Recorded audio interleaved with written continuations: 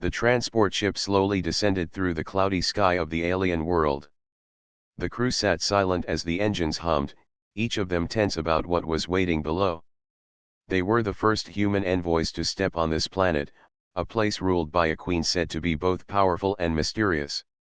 Among them sat Aaron, the youngest member of the group. He was not a diplomat or a soldier.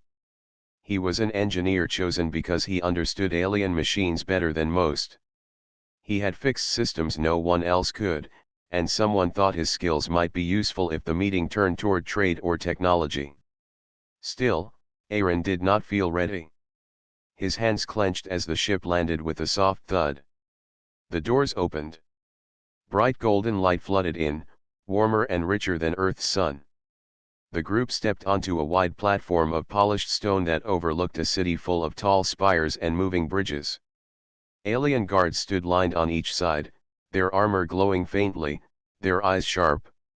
No one spoke as the humans were guided toward a towering palace at the heart of the city. Inside the great hall, the air smelled of flowers mixed with something sharp, like metal after rain. The walls shimmered with living vines that moved slowly, as if they breathed. At the far end of the hall stood a throne carved from crystal, and upon it sat the queen. Zyra, the alien queen, was unlike anything Aaron had ever seen. Her form was tall and graceful, with markings across her skin that shifted like flowing water. Her eyes were bright and deep, reflecting the light of the hall. Around her stood advisors and guards, all waiting for the humans to speak. The leader of the human envoy, a man named Tamash, stepped forward. He began a careful speech prepared over months, speaking about peace, cooperation, and respect. His voice echoed across the chamber, but the queen showed little reaction. Her face remained calm, unreadable. Aaron, standing at the back, shifted nervously. He felt out of place, almost invisible among the diplomats. His eyes wandered, and then he remembered something in his pocket. Before the mission left Earth, he had plucked a small flower from the garden near the spaceport. He had kept it pressed inside his notebook, more as a comfort than anything else. Now, for reasons he could not explain, he pulled it out. The flower was simple, a white bloom with soft petals. Nothing rare, nothing impressive, but it carried the memory of home. Without thinking too much, Aaron stepped forward. The other humans turned in surprise, but before anyone could stop him, he walked until he stood before the queen. The hall fell silent. Even the vines on the wall seemed to pause. Aaron swallowed hard, then held out the flower with both hands. "For you," he said softly. The alien queen tilted her head. For a long moment she did not move. The advisors whispered among themselves, confused by the human's action. The guards shifted uneasily, unsure if this was an insult or a strange ritual. Zyra slowly reached out her hand. Her long fingers brushed the petals as if she were afraid they might vanish. She lifted the flower, studied it closely, and then looked at Aaron. Her eyes softened, and something like surprise flickered across her face. "This is alive," she said, her voice calm but firm. "You bring me life." Aaron nodded, though he did not fully understand. "On my world, we give flowers as gifts. They mean beauty, kindness, and respect." The queen's gaze did not leave him. The room stayed silent, every advisor waiting for her judgment. Then, to the shock of all, Zyra rose from her throne. She held the flower high so all could see. "Hear me," she declared. Her voice carried power, echoing off the crystal walls. "This human has offered me a gift of life. In our tradition, such a gesture is sacred. It is not casual. It is a bond." The human envoys shifted nervously. Tamash opened his mouth to object, but no sound came out. The alien advisors began whispering urgently, their voices rising like a storm. Zyra silenced them with a wave of her hand. She turned back to Aaron. "You have given me this flower, and by our custom, you have chosen me. I, in return, Choose you. From this moment, you are my consort. Aaron's heart stopped. He stared at her, confused. Consort. What did that even mean in her culture? He had only wanted to show respect, to break the heavy silence. Now the queen had made a declaration that no one expected. The other humans looked horrified. They had spent months preparing careful words, and now everything was thrown aside by one simple flower. Aaron felt the weight of every eye on him, both human and alien. The queen stepped closer, still holding the flower. She spoke softer now, only to him. Do not fear. You have done more in this moment than 1,000 speeches. You gave me honesty. Aaron swallowed hard. He could only nod. His hands trembled, but a strange calm began to settle over him. For reasons he could not explain, he felt that something important had just started. Behind him, the envoys whispered in confusion. Around them, the alien court stirred with both excitement and doubt. But Aaron and Zyra stood facing each other, the flower between them glowing softly in the light of the crystal hall. What began as a nervous gesture had now become the spark of a bond that would change two worlds. The queen's words still hung in the air, heavy as stone. The human envoys stood frozen, their faces pale. The alien court whispered loudly, their voices sharp and uncertain. No one could ignore what had just happened. Aaron did not move. He felt as if he had stepped into a dream. A single flower had led to this moment. The queen of another world had called him her consort. He wanted to ask what that meant, but his voice refused to leave his throat. The leader of the human team, Tamash, finally found his courage. He stepped forward quickly and bowed. Great Queen, perhaps there has been a misunderstanding. My companion is young and does not know your ways. His gift was not meant to carry such weight. Zyra, still holding the flower, turned her sharp gaze on Tamash. The hall grew quiet again. Her voice rang clear. You are wrong. He knew more than he realized. A gift of life is sacred. To offer it without words means trust beyond fear. In our law, it is binding. The alien advisors nodded, some with approval and some with unease. One of them, older and dressed in dark robes, stepped forward. Your Majesty, with respect, this human may not understand what he has done. To call him consort so quickly may bring unrest. Zyra raised her hand, silencing him. It is my choice. I rule here, and I know what I have seen. The human team looked at one another nervously. Tamash pressed on carefully. Your Majesty, humans have different customs. On our world, a flower can mean kindness, not union. I beg you to allow us to explain before binding my companion to such a role. For the first time, Zyra's expression softened. She looked down at the flower in her hand, then back at Aaron. Do you deny what you offered me? She asked. Aaron's chest tightened. He felt every eye in the room pressing against him. He thought about saying it was a mistake, that he had not meant anything serious. But when he looked at the flower in her hand, something in him resisted. He remembered why he had given it. He had wanted to bring something human into this hall, something honest. I do not deny it, he said at last. His voice was quiet, but it carried. I gave it because I wanted to show respect. On earth, flowers mean hope and care. That is what I meant. The court stirred. Zyra's eyes glimmered. Then you understand enough. Respect is the root of union. Care is the start of loyalty. You may not know our ways, but your heart has spoken. That is enough. She turned to her advisors and lifted the flower high again. This human has given me life. I will honor it. He will stand as my consort. The declaration shook the chamber. Some aliens bowed deeply, accepting her words without question. Others frowned, whispering that such a union was strange and risky. The human envoys looked at Aaron with disbelief. As the queen sat again on her crystal throne, the tension grew heavier. Tomash pulled Aaron aside and whispered sharply. "Do you know what you've done? You may have bound yourself to her. You could have put our whole mission at risk." Aaron whispered back, his voice unsteady. "I didn't plan this. I only gave her a flower. But she believes in it. What do you want me to do, deny her in front of everyone? That could be worse." Tomash ran a hand across his face, clearly troubled.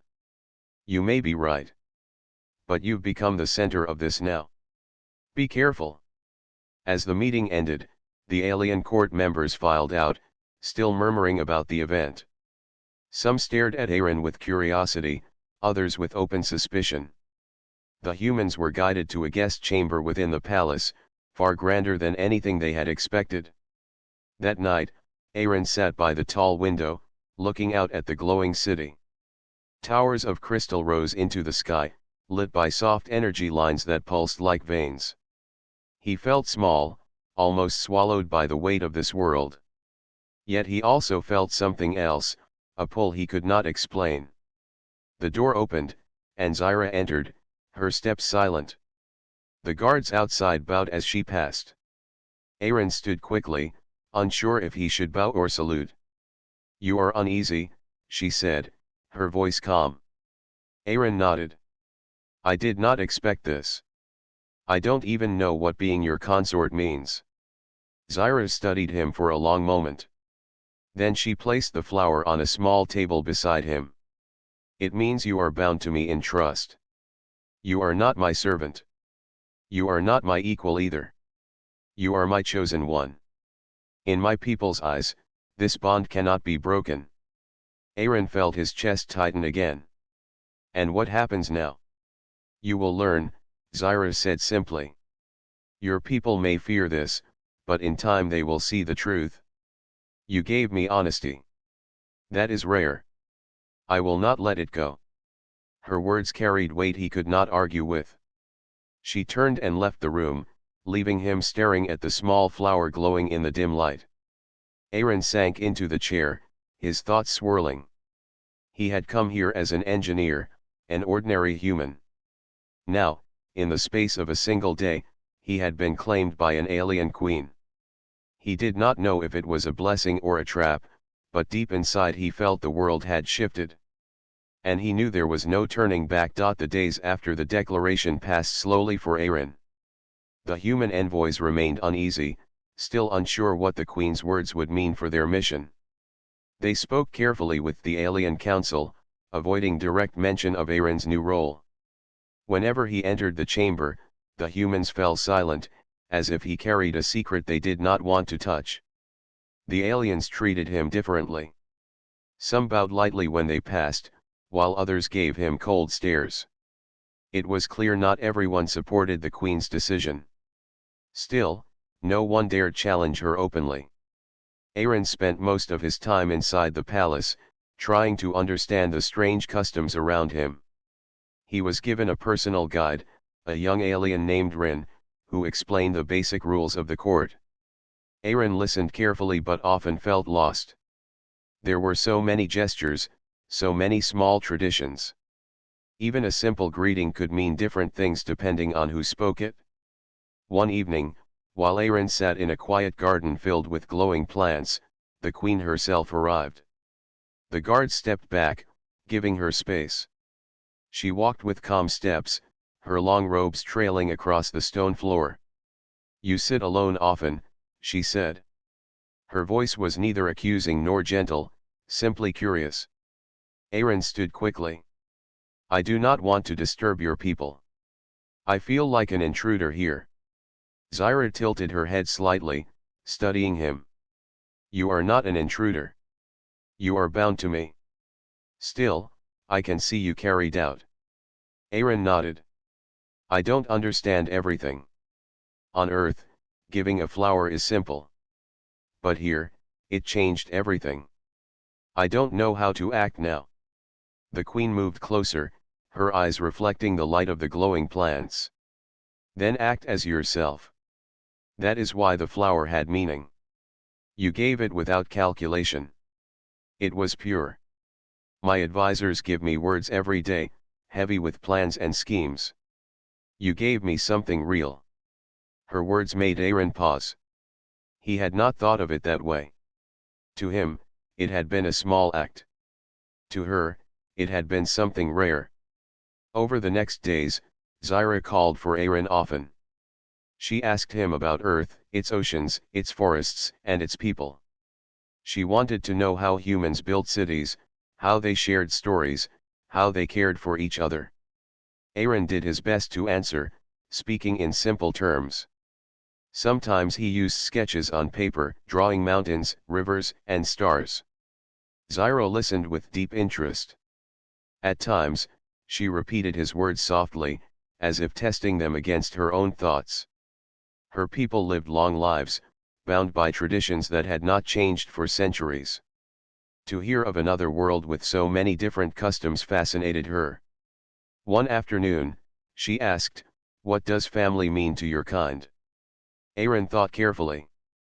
Family is not only blood. It is also people you choose to stand beside. It means support, care, and belonging. On Earth, family is where you feel safe. Zyra fell silent for a long time. When she finally spoke, her voice was softer. In my palace, I am queen, but I have no family.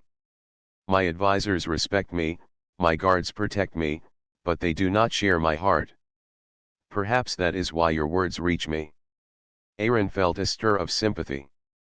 For all her power, she sounded lonely. He did not know how to comfort a queen, but he offered a simple smile. Then maybe family can be made, even across worlds. Zyra looked at him closely, and for the first time, Aaron thought he saw warmth in her eyes. As their talks continued, word spread through the palace. Servants whispered that the queen spent more time with the human than with any of her council. Some nobles began to grow uneasy, worried that his influence might change her decisions. Aaron noticed the stares more often now, sharper than before. One night, Ren warned him quietly, "Be careful. Some do not welcome you. They fear you will turn the queen against them. They watch every step you take." Aaron sighed. "I didn't ask for this.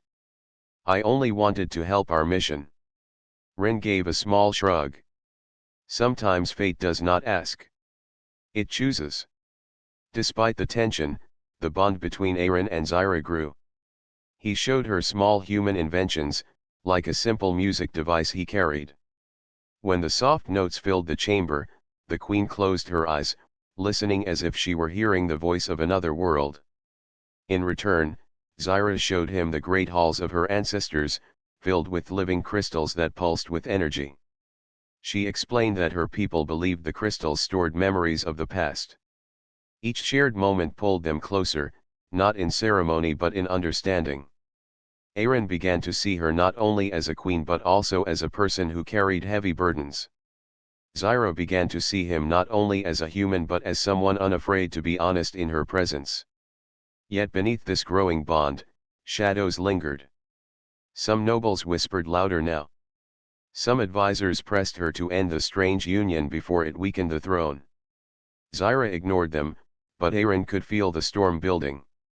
Still, when they stood together in the garden at night, under the strange stars of her world, the weight of doubt seemed far away. In those quiet moments, the bond between human and queen grew strong, a fragile thread tying two lives from distant worlds. And though neither said it aloud, both knew that thread was becoming unbreakable. The whispers in the palace grew louder with each passing day. Aaron could feel the tension every time he walked through the halls. The servants bowed politely, but their eyes lingered with curiosity. The nobles greeted him with cold formality, their smiles sharp like hidden blades. Even some guards gave him hard stares, as if waiting for him to make a mistake. Zyra ignored the doubts around her, but the council of advisors did not. They gathered before the queen in the grand chamber, their voices rising in concern. Aaron was present, standing quietly by her side. One of the oldest advisors, the same one who had spoken against him before, stepped forward. His robe trailed across the polished floor as he bowed. "Your Majesty, the bond you have declared has unsettled many. We cannot deny your choice, but we must be certain of this human's worth. If he is to stand as consort, he must prove loyalty not only to you but to our people." The council murmured in agreement. Aaron felt his chest tighten. He looked at Zyra, unsure if she would defend him. Zyra's voice was calm. "You doubt him? What proof do you seek?" The advisor raised his chin. "The trial of service. Let him face a task our own have failed. If he succeeds, none can question his place. If he fails, then we know his bond is hollow." The chamber grew still. Aaron did not know what the trial of service was, but from the faces of the other advisors, he could tell it was not simple. Zyra turned to him. For a moment, her eyes softened, as if she wished to shield him. Then her expression hardened with resolve. "Do you accept this test, Aaron?" Aaron hesitated only a moment. His instincts told him that refusing would be worse than failure. He nodded. "I accept." The advisor smiled faintly, satisfied. "Then tomorrow, the trial will begin." That night, Aaron sat in his chamber, restless. Ren visited him, carrying a worried look. "The trial of service is not a game. They will not test your strength, but your heart and skill. Be careful." Aaron leaned forward. "Do you know what the task is?" Ren shook his head. "The council chooses each trial.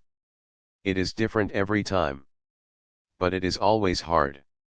When dawn came, Aaron was taken to a wide hall deep beneath the palace. The air smelled of old stone and dust. At the center of the hall stood a large machine, half buried in broken crystal. Its surface was rusted and cracked, its shape strange and unfamiliar. The advisor who had spoken the day before stood nearby. "This is a relic of our ancestors. It was meant to guide the stars, but it has been silent for generations. Our own engineers failed to wake it. If this human truly carries skill, let him restore what we could not. That will prove his worth." The other nobles watched with interest. Some smirked, clearly expecting him to fail. Aaron studied the machine. His heart raced, but he forced himself to breathe slowly. He stepped closer, running his hands along its surface. He could see connections, wires, and panels hidden beneath layers of crystal growth. It reminded him of the old machines he had repaired back on Earth, though this one was far more complex. He asked for tools, and to his surprise, the Queen herself ordered that he be given whatever he needed. Guards brought strange instruments, some unlike anything he had seen before. Still, Aaron adapted quickly.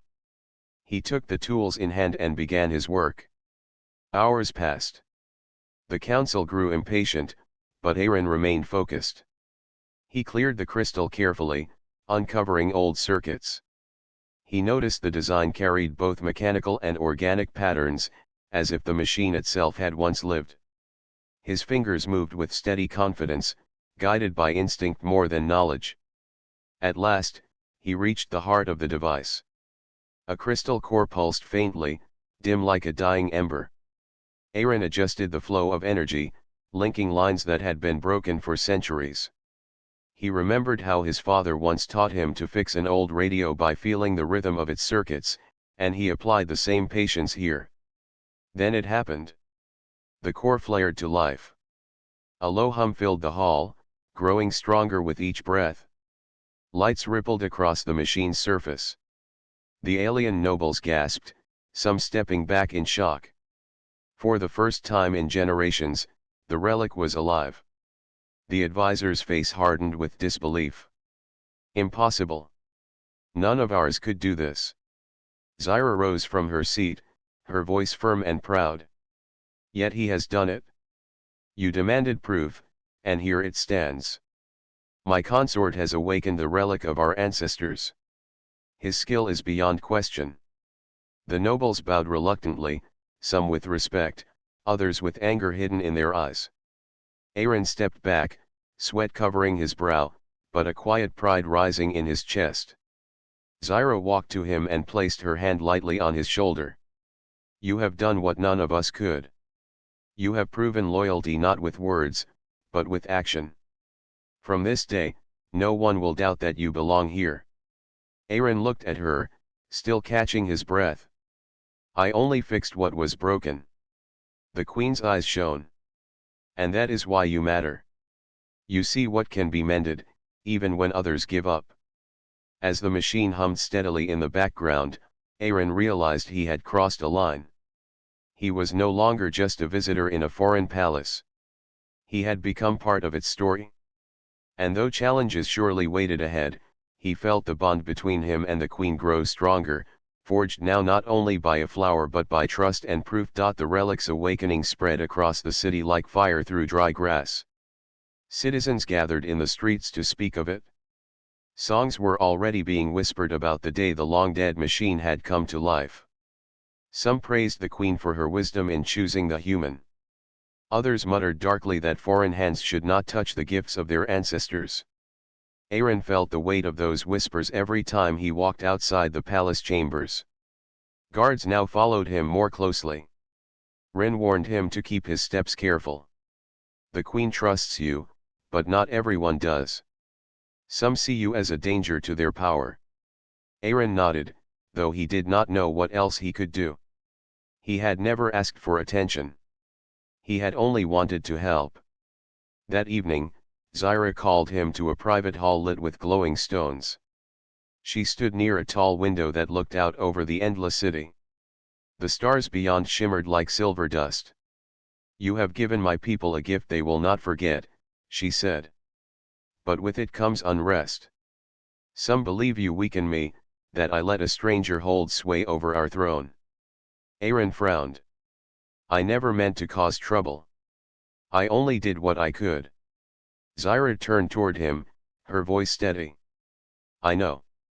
That is why I trust you. But there are those who do not wish to see this bond continue.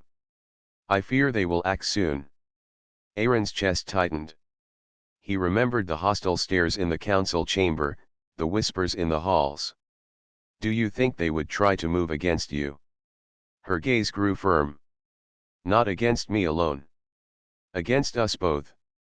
The warning became real only days later. Aaron was walking through the lower halls of the palace when he heard voices echoing from a side passage. He slowed, careful not to be seen, and listened. The Queen is blinded, one voice hissed. This human clouds her judgment. If she will not end it, then we must. Another voice replied, calmer but sharper. We wait too long. Each day he gains more of her trust. If we strike, it must be soon, before he roots himself deeper. Aaron felt a chill run through him. He stepped back quietly, his heart racing. He could not catch every word, but the intent was clear.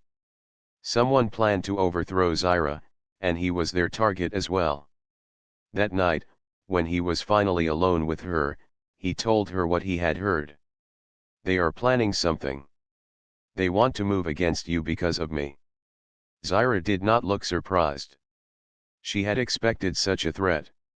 You are brave to tell me, but this danger has been growing since the moment you gave me that flower. I knew it would come. Then we have to prepare, Aaron said firmly. If they strike, we can't be caught unready. The Queen's eyes softened slightly. You speak like one of my generals, yet you are not trained for war. Aaron gave a small shrug. Maybe not, but I know how to plan. Back on Earth, I worked with machines, and every system needed backup paths. If one part failed, another had to keep the whole running. We can use the same idea here. We don't have to be stronger than them. We just have to be smarter. Zyra considered his words, then nodded. Very well. Show me what you have in mind. Over the next days, Aaron studied the palace as if it were a machine.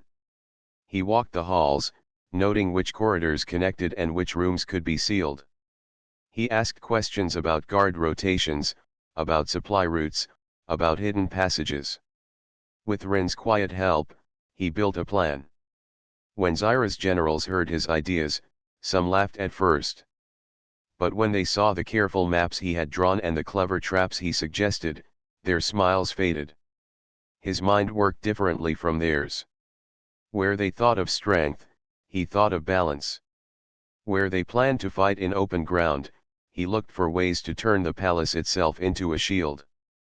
Zyra listened to every detail. Your eyes see what ours miss. You make the palace itself our ally. But the threat grew closer. Reports came of unrest in the outer districts, of nobles meeting in secret, of strange movements among certain guard units. It was clear the rival faction was ready to strike. One night, Zyra met with Aaron in the quiet garden where they had first spoken openly. The glowing plants swayed gently around them. She placed a hand on his shoulder. Tomorrow may bring battle, she said. I would ask you to stay hidden, but I know you will not. Aaron met her gaze. If they come for you, they come for me too. I won't step aside. For a moment, silence filled the garden. Then Zyra gave a small smile, rare and genuine. You are unlike any I have known. Together, then. We will face what comes. As the night stretched on, the city beyond the palace grew restless. Shadows moved where none should. The air carried the taste of storm. Aaron felt it in his bones, the rival faction would not wait much longer.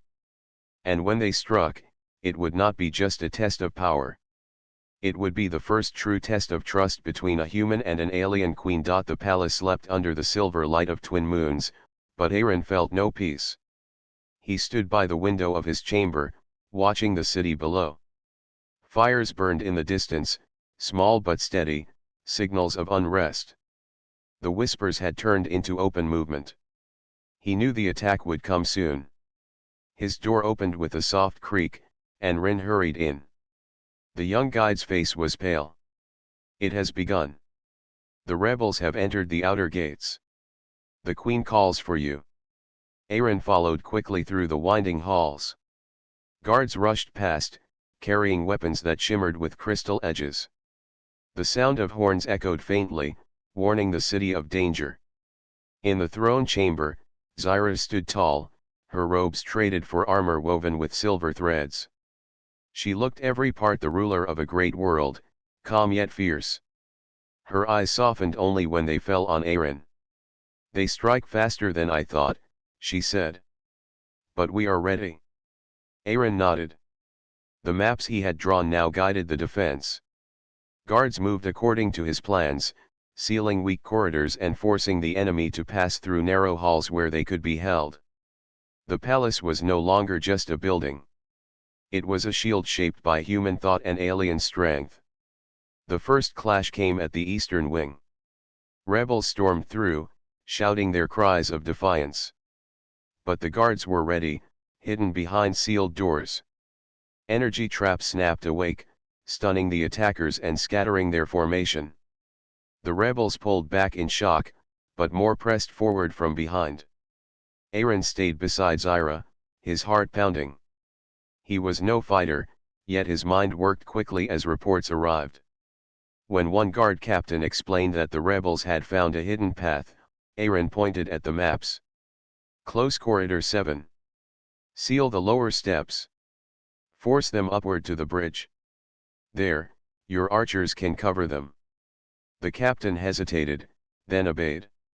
Minutes later, the clash of weapons on the bridge proved Aaron's plan was sound. Zyra fought as well, not from behind her throne but at the front lines. She wielded a long staff glowing with crystal fire, her movements sharp and graceful. Each strike sent waves of energy that scattered her foes. Her guards fought fiercely around her, inspired by her presence. Aaron watched, both fearful and amazed. He had known she was strong, but seeing her command in battle made him realize why her people followed her with such loyalty. She was not only a queen. She was their shield. But the rebels were determined. A group broke through near the western wing, moving faster than expected. Aaron, hearing the news, grabbed a small communicator and shouted directions. Block the lower gate. Pull 2 squads from the north and cut them off before they reach the council chamber. Again, his quick thinking saved precious ground. The palace held, but the fighting grew heavier. The air filled with the clash of weapons, the hum of energy, and the cries of warriors. Then came the true danger. The rebel leader, a tall figure in dark armor, forced his way into the great hall with a group of elite fighters. He raised his weapon and pointed at Zyra. Your time is over. You have let a stranger poison your throne. Tonight we take back our world. The chamber shook with the roar of battle. Guards clashed with the rebels, blades sparking against crystal.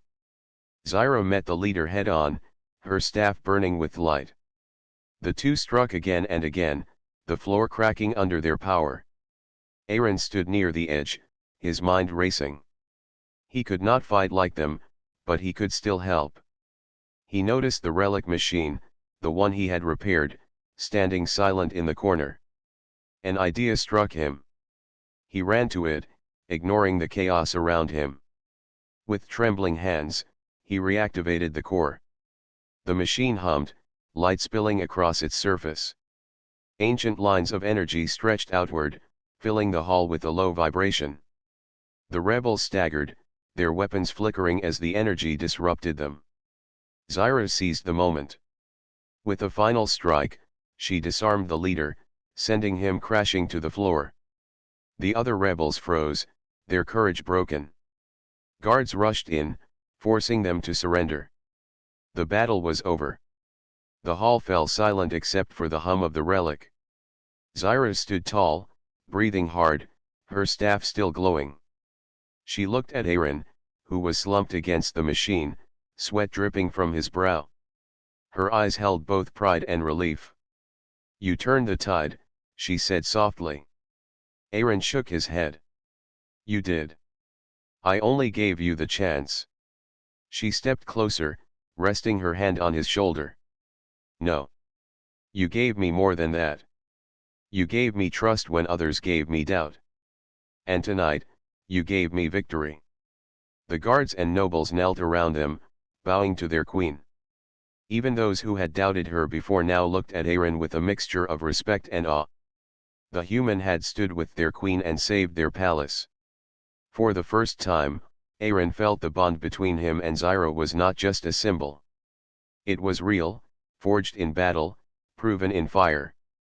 And though he was only one man far from home, he had earned a place in a world that had once seemed impossible. The palace had quieted after the battle. The once chaotic halls now smelled of burned energy and stone. Guards moved cautiously, checking for any remaining threats. Outside, the city had settled.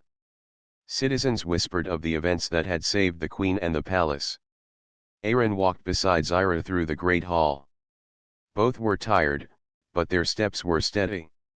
The queen's hand rested lightly on the small of his back, a gesture that surprised even him. It was quiet, yet it spoke of trust and respect built through days of challenge. As they reached the council chamber, Zyra stopped. Her advisors had gathered, waiting with serious expressions. Even after the victory, some faces still held doubt. The oldest advisor stepped forward. Your Majesty, you have survived the attack, and your palace stands. Yet the presence of this human has caused unease. Some believe that for the stability of your rule, you must reconsider the bond you have declared. Zyra looked around at the room. She had faced opposition her entire life, but now it was different. She had faced danger with Aaron at her side, and he had proven himself in ways no words could measure. She turned to the advisors. I will not reconsider. The bond one declared is my choice. It is not for politics. It is for truth. A murmur rose in the room. Some bowed reluctantly, others stared in disbelief. But Zyra did not waver. She stepped closer to Aaron, holding the small flower he had given her months ago, still preserved carefully in a crystal vial. This flower, she said, her voice clear, was given to me with honesty and respect. This human, Aaron, has proven himself loyal, courageous, and wise. Not once did he falter when our palace, our people, and I were at risk. He is not only my consort but a symbol of trust between our worlds. The advisors fell silent. Some lowered their heads, accepting her word. Others glanced at one another, realizing the queen's decision was final. Aaron felt his chest tighten. He had never imagined a single gesture, a small flower, could bring him to this moment. He looked at Zyra, whose eyes now held something more than authority, something warmer, personal. Your people may doubt us at first, he said quietly, but I will stand beside you. Whatever comes next, we face it together. Zyra nodded. And together, we will show them the strength of trust and unity. You have changed more than our palace. You have changed my world. The council disbanded, leaving them alone in the quiet chamber. Aaron watched her place the flower carefully on a pedestal near her throne. It glowed faintly in the light, a reminder of how it had all begun. Zyra turned to him. Do you know what being my consort means? Aaron hesitated, then shook his head. Not fully. But I think it means being someone you can trust, someone who will stand with you, no matter the dangers. The queen smiled. Then you understand more than many of my own people. It is not a title of comfort or ceremony. It is a bond of choice, courage, and honesty. You have earned it. Aaron's thoughts wandered to earth, to the simple life he had left behind. Yet here, on this distant world, he had found a purpose and a connection he never expected. He realized that the act of giving a small flower had grown into a bridge between two lives, two cultures, and perhaps even two worlds. Zyra stepped closer, her hand brushing lightly against his. We begin a new chapter, Aaron. Not just for us, but for the people who will follow us. They will see that trust is stronger than fear, and that courage can come in many forms, even from a human. Aaron nodded, feeling the weight and honor of her words. Then I will follow you, wherever you go. The queen's smile widened. And I will follow you. Together, we will shape what comes next. They walked out of the chamber into the palace gardens.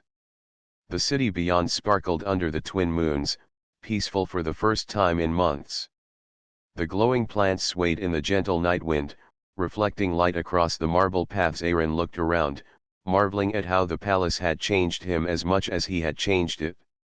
The small flower in its crystal pedestal seemed to shine brighter than ever. It was a symbol now not of a simple gesture but of the courage, honesty, and bond that had been forged. It was proof that even the smallest act could shape the fate of worlds. Aaron glanced at Zyra. Do you think our people will understand? She laughed softly, a sound like wind through crystal. In time, they will. And if they do not, it will not matter.